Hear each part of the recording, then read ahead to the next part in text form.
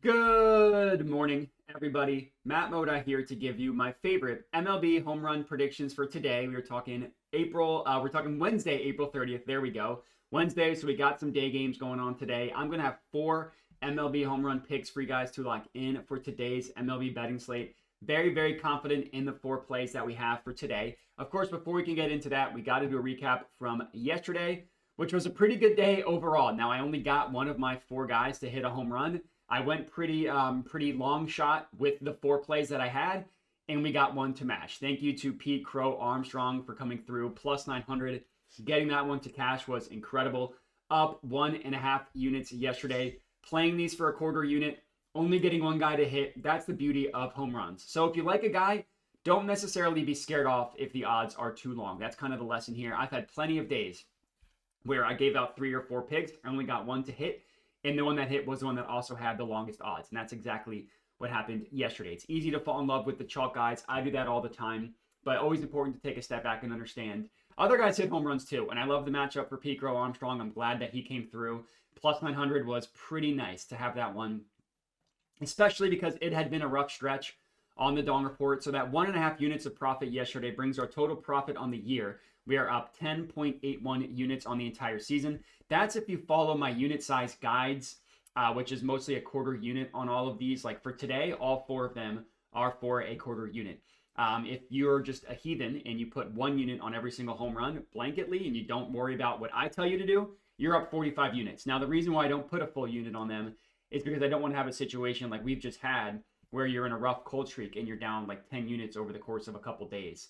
But the most important thing here is this number right here, ROI. 34% ROI is phenomenal. I'm very, very happy with how things are going. The beauty of Dong Life is you have a couple rough days in a row, and then you get one to match at plus 900, and you're feeling good. So hopefully we can continue that hot streak into today. Again, I'm going to have 4 for you guys to lock in. Remember to like the video, comment, subscribe. We can start talking about today's Dong slate. So what you see on the screen here, these first 2 screens are Ballpark Pal, my favorite MLB tool. I use them mostly for home runs, but you can use them for strikeouts, for bases, for hits, for game lines, run line totals. That's what I'm looking for. You can use them for everything. So if you want to check them out, I put a link to them in the description of the video. So pretty nice weather day for today. Obviously, Coors Field is almost always going to be pretty juicy. That's what we have in Coors Field. I do have a play in this game as well. Doubleheader in Cincinnati because the game got rained out yesterday. Although it's still looking like it could also rain there today because you see this highlighted like pink, purple, whatever it comes across on your screen. It means that there's a rain issue. And then some positive games as well here. We see Dodger Stadium have a play in that one as well. So pretty happy with the Dong slate today. We can get started. So the first one that we're going to go ahead and lock in here, I'm taking Vladimir Guerrero Jr. to hit a home run. He is best offered at plus 475. There we go, at ESPN Bet. I guess that moved to plus 425, but you can get plus 460 at FanDuel. Either way, 460 I'm good with. I would check Bet365 by the time you're watching this, because when I looked at Bet365, they didn't have odds out yet for this game because the Red Sox pitcher is not announced yet. So you might be able to get a better price, but regardless, 475, 460 I'm good with for Vlad. So yes, Vlad did hit a home run yesterday. But the main reason why I'm on him, and I meant to already have this pulled up, is if you look at what he did at the plate yesterday, and if you give me a second, I can pull that up. So he hit the home run yesterday. Yes, that was important. That was nice. That home run traveled 421 feet, basically a no-doubter, 107 miles per hour off the bat. Not only that, he had 2 additional hits that were over 100 miles an hour off the bat that were both flyouts. We see this one right here, flyout, 103 miles per hour off the bat. Flyout, 102.6 miles per hour off the bat. 38-degree launch angle, 32-degree launch angle. Now, if he just pulled these a little bit more, those both could have been home runs. I mean, we see a home run hit at 346 feet, home run in 17 of 30 stadiums. You want to know why? Because that bad boy was hit to the foul pole. We see another home run here, hit 378 feet. Want to know why? Because it was, again, hit to the foul pole. Vlad couldn't get his out at 379 or 343, but he hit the ball hard as crap, and he put the ball in the air. And that's the biggest issue with Vladimir Guerrero Jr. is that launch angle. If you look at like hard hit rate, number of hard hits, all that stuff, Vlad is always among the tops in the league. The biggest issue with him is that launch angle. He's always struggled getting the ball with enough air under it for it actually to be a home run. He's like the king of hard hit line drive doubles. He got the ball in the air yesterday 3 times. One of them was a home run, that absolute no doubter. So that's great. He's had these stretches where he goes on these home run binges when he's able to get that launch angle up a little bit more. And hopefully we're in the middle of one. He hit a home run over the weekend at Yankee Stadium. He hit one last night. I like backing a hot batter. Now the pitcher for the Red Sox is Lucas Giolito. He hasn't pitched in the MLB since 2023. When he pitched in the MLB, he was a horrible dong pitcher. Horrible in a good way for us. He allowed a lot of home runs. You look at his home run per 9 in his career, 2.95, 1.59, 1.4, 1.22 and 1 are pretty good. 1.36, 1.34 are slightly below average. And then his last year pitching in the majors, 2. Terrible home run per 9. He's been in the minor leagues since then. He hasn't been good in the minor leagues since then. 1.37 home run per 9, 1.55, 1.44, whatever these are. These might be projections actually, but either way, he has not been good when he's pitched in the MLB unless he completely changed up the way he pitches, which I don't think that's the case. It should be a really, really good matchup for Vladimir Guerrero Jr. I don't think Giolito is even going to go that long in the game, so it could be off of the bullpen as well. I just like backing a batter that did what he did at the plate. I mean, 3 hard hit 100 miles an hour that were all put in the air. I'm almost always going to want to bet that guy the next day because that's exactly what you're looking for. So play number 1 was Vladimir Guerrero Jr. home run, plus 460, plus 475, depending what odds you can get, is the best offered price. I always send stuff out first to my Tails account. So if you're ever wondering what this is on the screen, that's what it is. It's my Tails account. But that's play number 1. Play number 2, I'm going with another guy that hit a home run yesterday.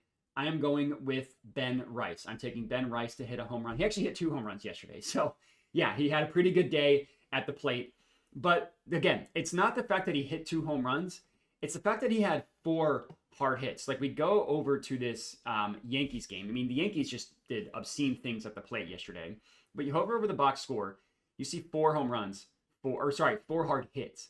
4 hard hits for Ben Rice yesterday. I mean, the Yankees, again, did a lot of good things at the plate. I wanted to bet Trent Grisham, but there are no odds out for him yet. He also had 4 hard hits yesterday. He also hit a home run. So I can give him out as a lean. Trent Grisham, I do like a lot, but I'm officially going with Ben Rice.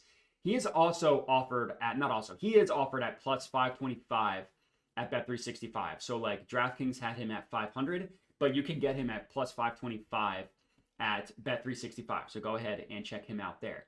So the reason this is priced the way it is in the 500s is because he's going up against a lefty, Cade Povich. I am not scared off of this lefty versus lefty matchup at all for 2 reasons. Reason number 1, Cade Povich, it's not like he's unhittable against lefties. Reason number 2, Ben Rice hits lefties pretty hard. But we're going to stick with the pitcher here for a second.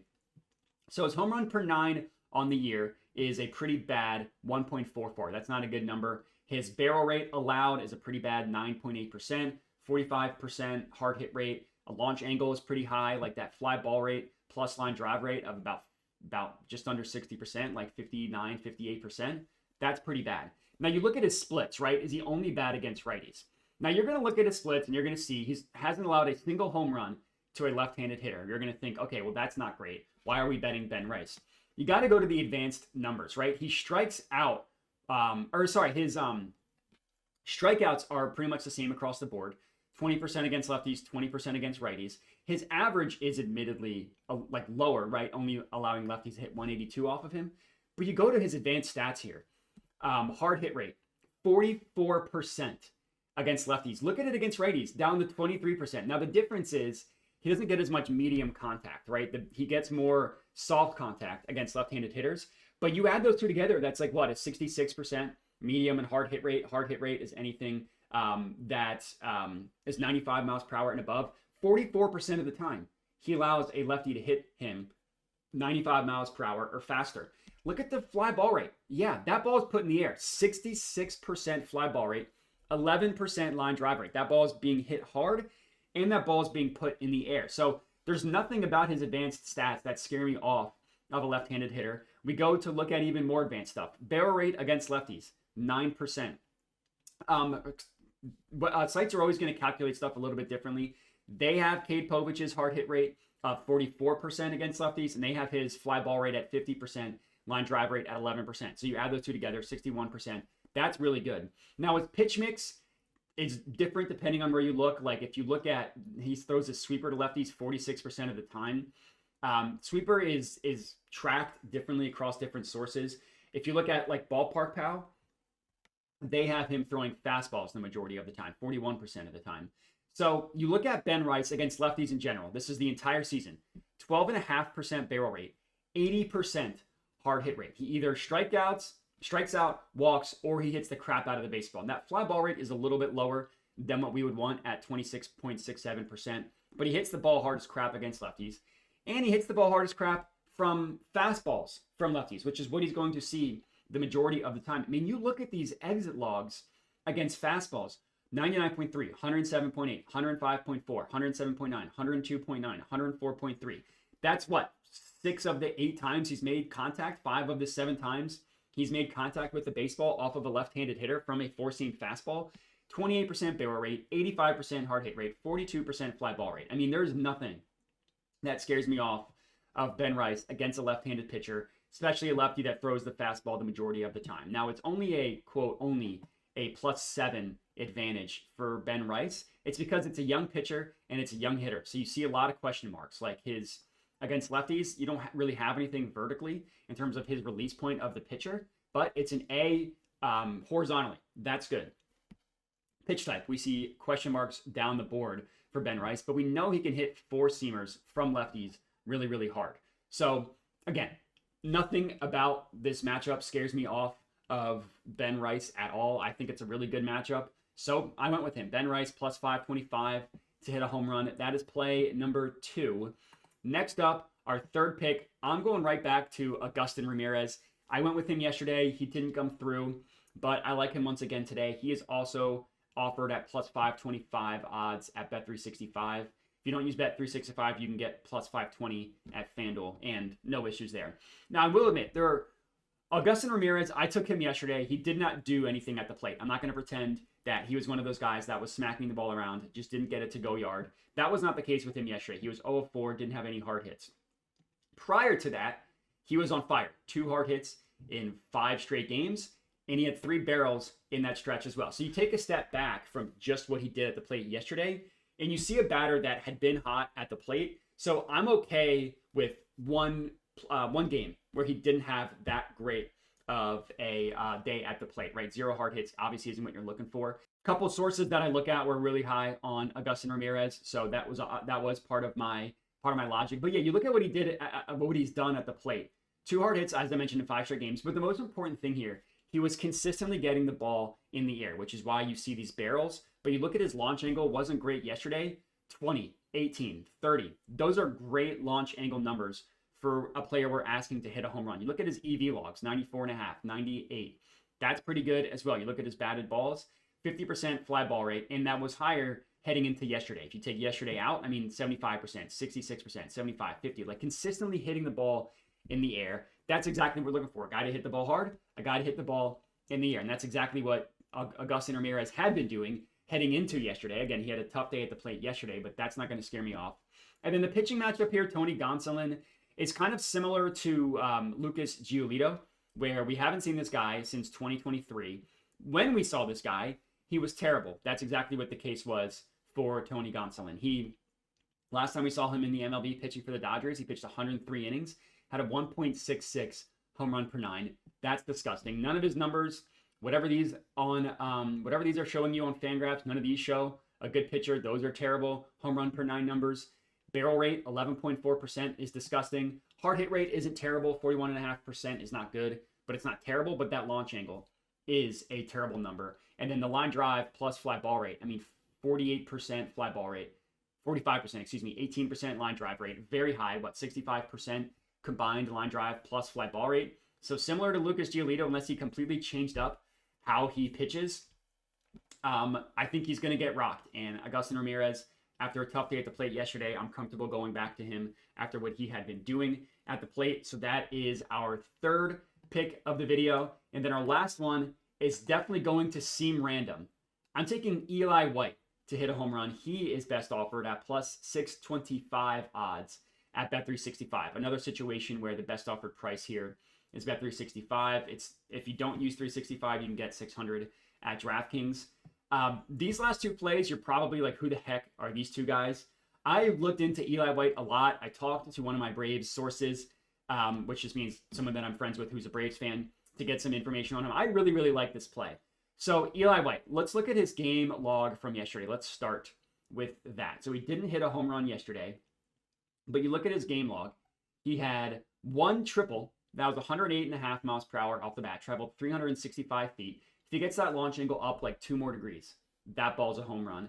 He also had a double that was 389 feet. That was perfectly a 28-degree launch angle. It was just hit to dead center. He puts that bad boy, he pulls that bad boy a little bit more. That's a home run. You look at his game log. So he is not an everyday player for the Braves, or he hasn't been an everyday player for the Braves. He's actually been a career AAA guy, but with the injury to Ronald Acuna and then Jared Kelenic had really been struggling. He's been playing every day for the Braves for the last week or so. So we're looking at the last 7 days for Eli White. 4 barrels, that's good. Barrel rate of 19%, that's good. 11 hard hits with a hard hit rate of 52.4%. That's really good. He's had 2 hard hits in every single game except for one where he only had the one. That was 2 games ago. That was on Monday. The biggest issue with him is his launch angle, right? Like, we don't see him consistently being able to put the ball in the air. He did that yesterday. And what sold me on him is the pitcher he's going up against is not good. He's going up against Chase Dollander. The guy's just an absolute dong machine. I mean, no matter what you look at against, this is just not looking at a specific handedness. Home run per 9 of 3.96 is disgusting. 14.81% barrel rate is disgusting. 49% hard hit rate is disgusting. You look at him against righties, really, really bad. He's worse against lefties, still really, really bad against right-handed hitters. The most important thing here is he throws that fastball over 50% of the time, no matter who he's pitching against. You're going to see a fastball over 50% of the time. And it's a small sample size for Eli White specifically, but if you look at who's got the best numbers against four-seam fastballs, it's actually Eli White. Now, it's a tiny sample size, right? Because he hasn't played every single day. But a 28% barrel rate, a 50% hard hit rate, and a fly ball rate of 33%. I mean, the 2 hard hits that he had yesterday were both against right-handed pitchers, were also both against fastballs. You had that triple that traveled 365 feet. That was off of a 4-seamer from a righty. The double that traveled 389 feet, that was off of a 4-seamer from a righty. Now, I looked at Eli White 4+ bases because he's been traditionally a speed guy, like a pinch runner. In his career, he's not really been a power guy, but his 4+ bases are such terrible odds that it didn't really make sense to do so. But yeah, Eli White has been really good. Like, you look at him for the last week, just against righties in general.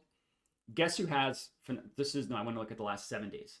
Guess who has phenomenal stats against righties over the last week? That would be Eli White. I mean, again, it's a 7-day sample size, so I get it. Take that with a grain of salt. But 2 home runs, 17% barrel rate, 55% hard hit rate. That fly ball rate of 31% isn't terrible. Like, Sean Murphy is a little bit higher than him at 33%, but look at Ozuna, 25%. Look at Austin Riley, 20%. Again, I get it. It's a small sample size, but he's been awesome recently. So I really, really like this play on Eli White to hit a home run, plus 625 odds at Bet365. To give you guys some leans, of the Braves guys, the chalk Braves guys, Austin Riley, Matt Olson, and Marcell Ozuna, I actually like Ozuna and Olson the best of the 2.